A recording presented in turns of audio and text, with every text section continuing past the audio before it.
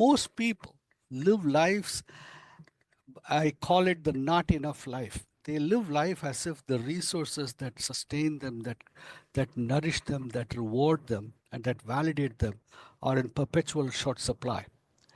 They believe and they live as if that the things that can really make life meaningful for them are likely to vanish. They don't exist all the time, or when they come into being, they have to grab at it before it gets taken away from it.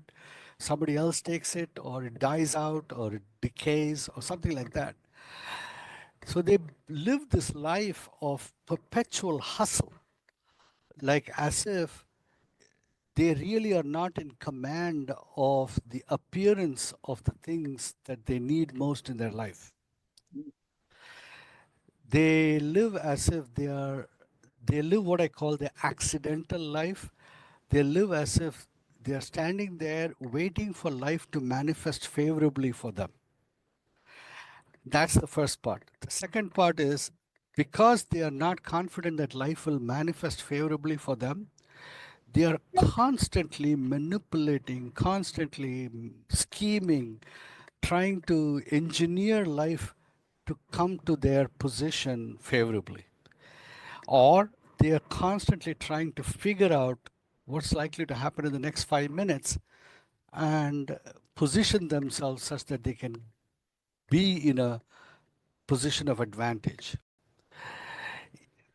This kind of existence is an animal existence. Animals behave this way. The tiger that cannot predict where the deer is going to appear is going to go hungry. The deer that cannot predict where the tiger is going to appear is going to get eaten. That's an animal existence. Most human beings live life no different than the deer and the tiger, constantly figuring out, constantly in alert, constantly anxious, constantly oscillating between supplication and aggression to manage the unpredictableness of life.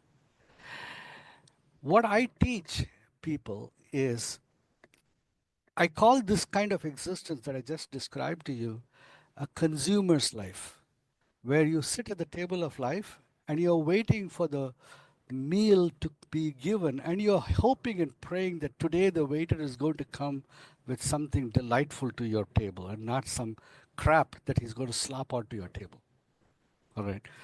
You have no ability to determine what gets put on your table.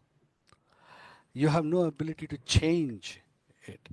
And not only that, you have no ability to enjoy what is given to you. All right. That is the fate of 99% of the humanity. Consider, for example, a person who begins to realize that it is he who determines the outcome of his life.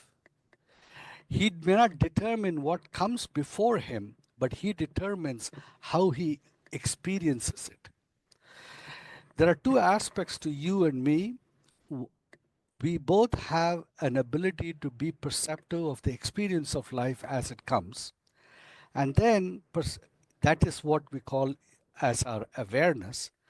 And the other aspect is our ability to make a story about it, a narrative, an interpretation, a relative value judgment, a preference, or distaste, a revulsion, or an attraction. And we use these stories to determine the experience of our life. But if you develop the ability to stand in just the awareness, and you can choose which judgment you want to pick and choose as the driving narrative of your day, you can decide how you experience whatever comes to your table.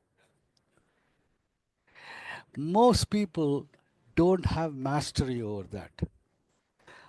That's what I teach.